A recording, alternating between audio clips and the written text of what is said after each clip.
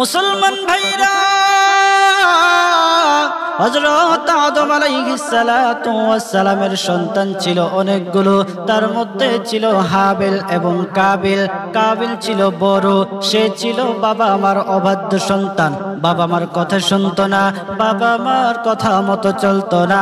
আর হাবিল ছিল বাবা আমার বাধ্য সন্তান, বাবা আমার কথা শুনতো, বাবা আমার কথা মতো চলতো।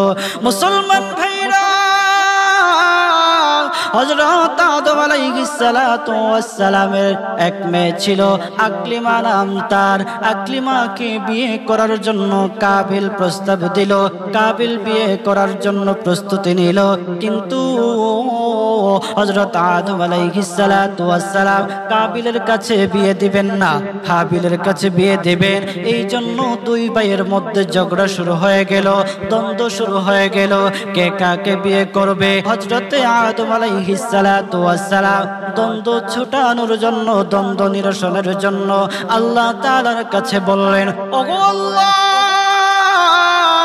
আমার দুই সন্তান দ্বন্দ্ব লেগেছে, কিভাবে দ্বন্দ্ব নিরসন করা যায়। আল্লাহ তাআলা অর্ডার করলেন, ও আদম, ও আদম, যাও দুনু ভাইকে তোমরা অর্ডার করো, দুনু ভাইকে অর্ডার করো, তারা যেন কুরবানি করে পাহাড়ের মধ্যে রেখে দিয়ে আসে। যার কুরবানি কবুল হবে তার সঙ্গে আকলিমার বিয়ে হবে। তখন এই কথা শুনে কাবিল আরো রেগে গেল। রেগে গিয়ে বলতেছে, হাবিল রে, আমি তোকে হত্যা করব, আমি তোকে হত্যা করব। তখন হাবিল ডেকে ডেকে বলতেছে, ভাই, তুমি আমাকে হত্যা করতে পারবা, তুমি আমাকে যা খুশি করতে পারবা, কোনো বাধা নাই, আমি তোমাকে বাধা দেব না, আমি তোমাকে কিচ্ছু বলবো না, আমি তোমাকে কিচ্ছু বলবো না। বাইরে, আমি তোমার গায়ে হাত উঠাবো না। তখন সে আরো রেগে গিয়ে হাবিলকে হত্যা করে ফেললো। হাবিলকে হত্যা করার পর সে চিন্তায় পড়ে গেল, ভাইরে, আমার ভাইরে তো হত্যা করে ফেলেছি, আমার ভাইকে তো আমি হত্যা করে ফেলেছি, আমার ভাইয়ের লাশটা এখন কোথায় রাখবো, এখন কিভাবে তাকে দাফন করব। সে চিন্তায় পড়ে গেল, চিন্তায় পড়ে গেল। চিন্তা করতে করতে হঠাৎ দূরে থাকা দেখে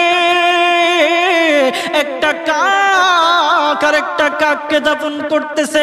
দাফন করার সময় দেখে ঠোঁট দিয়ে মাটি খনন করতেছে, মাটি খনন করে ওই আরেকটা কাককে দাফন করতেছে। এইটা দেখে তার মাথায় চিন্তা আসলো, হায়রে, সমাধান তো আমি পেয়ে গেছি, এখন আমার ভাইয়ের লাশটা আমি দাফন করে ফেলি। সাথে সাথে কাবিল হাবিলের লাশটাকে দাফন করে ফেললো মাটির ভিতরে। ও মুসলমান ভাইরা, এই হলো মুসলমানকে প্রথম হত্যার ইতিহাস।